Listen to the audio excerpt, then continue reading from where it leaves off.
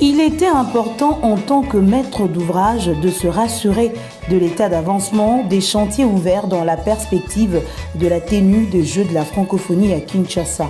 Ces mots du ministre d'État des ITP résument la journée marathon qu'il a eue ce mardi 20 septembre 2022. Alexis Guissaro a fait la ronde de tous les sites qui abriteront cette fête sportive et culturelle. Le stade d'entraînement, les stadiums de basket, les gymnases jumelés, les centres d'information technique, le terrain annexe au stade des Martyrs, la salle de tennis. Nous sommes au stade Tata Raphaël de la Quétule, le gymnase Omnisport, la salle de lutte africaine, l'aire de jeu, les vestiaires, le village de jeux. Bref, tout le projet définitif de réhabilitation des infrastructures pour les Jeux a été passé au peigne fin.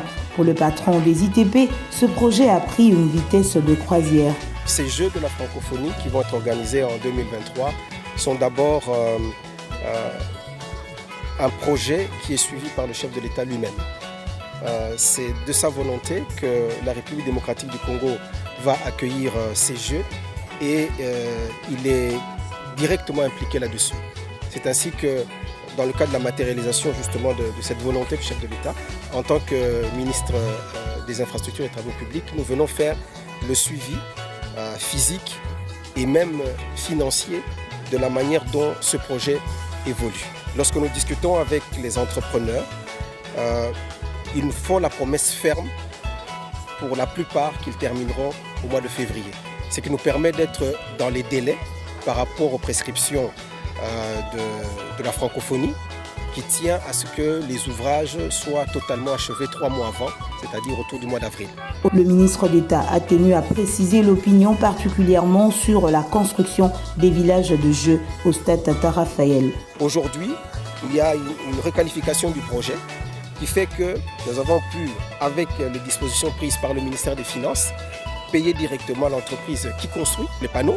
Et aujourd'hui, nous pensons que d'après le planning qui a été fait, nous avons à peu près 2 mois pour la construction, 2 mois à peu près pour le transport et enfin plus ou moins 2 mois également pour le montage au niveau du site des Jeux.